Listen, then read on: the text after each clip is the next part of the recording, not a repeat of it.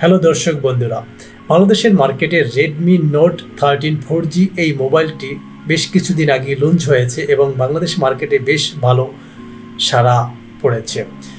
অনেক মানুষের যারা মিড লেভেলের, এন্ট্রি লেভেলের অথবা সাধারণ ইউজের জন্য মোবাইল খুঁজতেছেন তাদের কাছে এই মোবাইলটি বেশ জনপ্রিয় একটি পছন্দের তালিকায় উঠে এসেছে।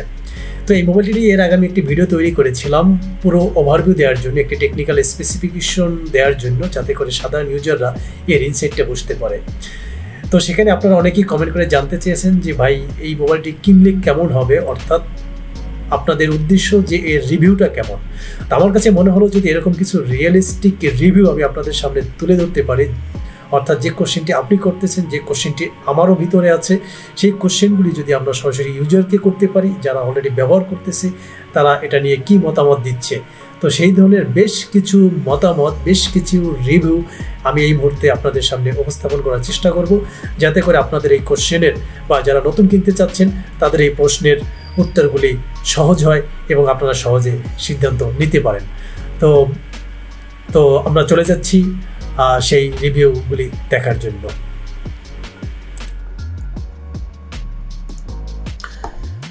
দর্শক বন্ধুরা, আমি বেশ কিছু রিভিউ শর্টলিস্টেড করে আগেই রেখে দিয়েছি আপনাদের জন্য। তো আমি যদি প্রথমেই বলতে চাই যে আপনার আমার মতো একজন ইউজার, তিনি জানতে চেয়েছেন মোবাইলটি কিনতে চান, রেডমি নোট 13 4G অফিসিয়াল মোবাইলটি তিনি কিনতে চান। যারা এই ফোন চালাচ্ছে যদি বলতেন এর সুবিধা এবং অসুবিধাগুলি কি কি, দয়া করে উত্তর দিয়ে সহযোগিতা করবেন। তো এই প্রশ্নের পরিপ্রেক্ষিতে বেশ কয়েকটা রিভিউ আমরা এখান থেকে দেখব, দেন এরকম বেশ 4-5টা কোশ্চেন এবং তার অ্যান্সার আমরা দেখার চেষ্টা করব।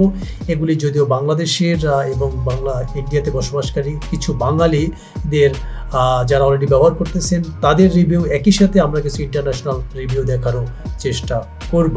তো প্রথম যে রিভিউটা আমরা এখান থেকে বের করে নিয়ে আসার চেষ্টা করতেছি, চলুন আমরা সেটি বোঝার চেষ্টা করি বা আমরা জানি।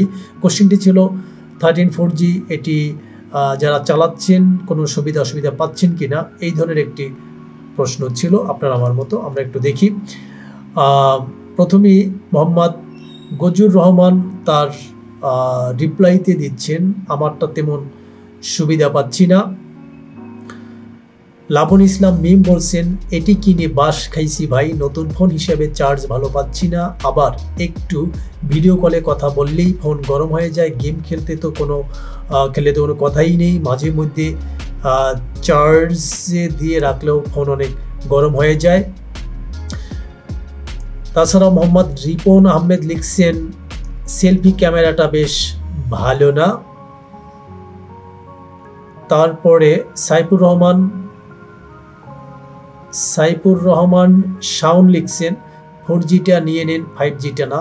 অর্থাৎ আমরা বুঝতে পারলাম যে অনেকে রিকমেন্ড করতেছেন যে 4Gটা না নিয়ে 5Gটা নিন, এর ক্যামেরাটি তেমন একটি ভালো না, অনেকেই চার্জ ভালো পাচ্ছেন না বা গরম হয়ে যাচ্ছে, এরকম কিছু বিষয়। তো দর্শক, এটি ছিল একটি। আমরা এরপরে যাব নাম্বার 2, অর্থাৎ সেকেন্ড রিভিউ কোশ্চেন অ্যান্ড অ্যান্সারের দিকে। তো আলিফ রহমান শাহরিয়ার তিনি কোশ্চেন করেছেন যে তিনি এই ফোনটি কিনতে চান। ধরুন আপনি ফোনটি কিনতে চান। এবার প্রশ্নগুলি হলো, নাম্বার 1, পাবজি এর মতো গেমিং করার জন্য এই মোবাইলটি কেমন হবে? এই মোবাইল কোনো সমস্যা খুঁজে পেয়েছেন কিনা? হাইপারওয়েস আপডেট দেওয়ার পর মোবাইল কি আগের মতোই ফাস্ট আসে নাকি দুর্বল হয়ে গেছে? তো চলুন দেখি তাতে যারা ব্যবহার করতেছেন ব্যবহারকারীরা কি বলেন। তাপস দাস লিখেছেন, নিয়েন না। মঞ্জুরুল হক বলছেন, আলহামদুলিল্লাহ ভালো পারফরমেন্স পাচ্ছি 8256 অফিসিয়াল মোবাইলটিতে।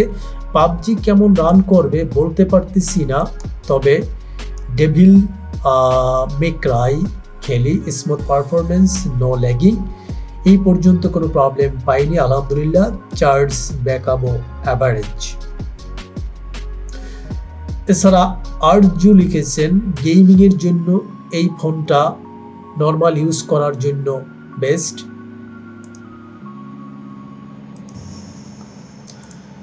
সো দর্শক বন্ধুরা, কমেন্টগুলি যত্ন সহকারে দেখবেন, ভিডিওটি না টেনে। এরপরে চলে যাচ্ছি আমি নেক্সট আরেকটি প্রশ্ন এবং তার রিপ্লাইতে এখানে এক ভাই রেডমি নোট 13 4G মোবাইলটা কাতার থেকে আনতে চাচ্ছিলেন। এটার অনেক খারাপ রিভিউ পাচ্ছি, কেউ জেনে থাকলে বলবেন এটা আনবো কিনা প্লিজ, না হয় বাজেটের মধ্যে অন্য কি ফোন আছে যেটা নেওয়া যেতে পারে। সেখানে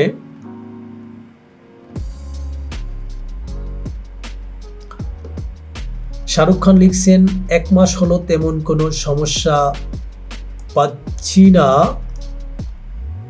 তেমন কোনো সমস্যা পাইনি, তবে একটা সমস্যা পাইছি, আপডেট দিলে ঠিক হয়ে যাবে। আর রেডমিতে আপডেট ইস্যু আগে থেকেই আছে। এছাড়া অন্তর দত্ত লিখছেন ভাই না কিনেই ভালো, পরে কান্না করবেন।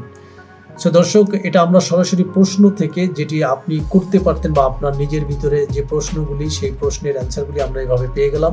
এবার চলুন আমরা কিছু ইন্টারন্যাশনাল কোশ্চেন, ইন্টারন্যাশনাল রিভিউ দেখার চেষ্টা করি।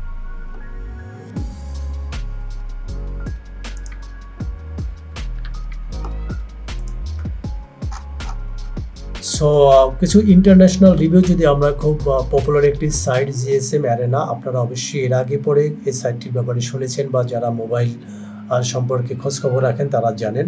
আমরা এখান থেকে বেশ কিছু রিভিউ দেখব, এগুলি ইন্টারন্যাশনাল রিভিউ। প্রথমেই আমরা যে রিভিউটা, একেবারে রিসেন্ট রিভিউটি দেখার চেষ্টা করি। সেখানে হার্টস লিখছেন video call camera or TikTok videos are powerful, image gets blurry, অর্থাৎ ভিডিও কলের ক্ষেত্রে ইমেজগুলি ব্লারি হয়ে যায়। কথাটি অনেকটাই সত্য এবং আমার রেডমি নোট 11 একই প্রবলেম। ওরা বলেছে আপডেট নিলে ঠিক হয়ে যাবে, কিন্তু আপডেট নেওয়ার পরও কিছু হয়নি। এরপরের কমেন্টটা আমরা দেখি। লিখছেন the video call camera isn't good, অর্থাৎ যখন ক্যামেরা দিয়ে ভিডিও কল করতে যায় তখন অতটা বেশি ভালো ক্যামেরা সাপোর্ট দিচ্ছে না।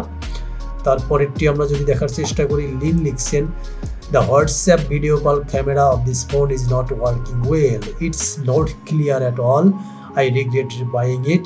হোয়াটসঅ্যাপ ক্যামেরার ক্ষেত্রে এই ভদ্রলোকেরও একই অবস্থা। তো তিনি মোবাইলটি কিনে প্রায়শ্চিত্ত করতেছেন বা ভুল করছেন বলে উনি এখন বলার চেষ্টা করতেছেন। তো এরপরের কমেন্টটা যদি আমরা দেখার চেষ্টা করি, Mike লিখছেন I have this phone, it's for daily drive, mid-range performance and with good price. এটা ডেইলি ইউজের জন্য বেশ ভালো। সো এক্ষেত্রে এর পারফরমেন্সও ভালো যদি এই প্রাইসের ভিতরে এটা বলেন। এছাড়াও মুর্শিদ লিখছেন very slow in terms of performance, should use Dimensity instead of that, অর্থাৎ এখানে যে প্রসেসরটি ব্যবহার করা হয়েছে সেটির ক্ষেত্রে যদি ডাইমেনসিটি সিরিজের প্রসেসর ব্যবহার করা হতো বেশ ভালো হতো। সো দর্শক, আজকে এ পর্যন্তই। আশা করি আপনাদের ভিতরে যে প্রশ্নগুলি আছে আপনারা তার অ্যান্সারগুলি পেয়ে গেছেন এবং আপনারা সঠিক সিদ্ধান্ত নিতে পারবেন। তো তারপর নিজে অ্যানালাইসিস করে আরেকটু বুঝে শুনে তারপরে কেনার সিদ্ধান্ত নেবেন।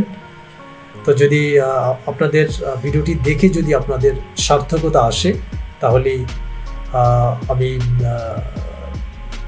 আমার ভিডিওটি তৈরি করাটা সার্থক বলে আমার কাছেও মনে হবে। তো লাইক দিবেন এবং আমার চ্যানেলটিকে সাবস্ক্রাইব করবেন যারা ইতিমধ্যে নতুন এই ভিডিওটি দেখতেছেন। আল্লাহ হাফেজ।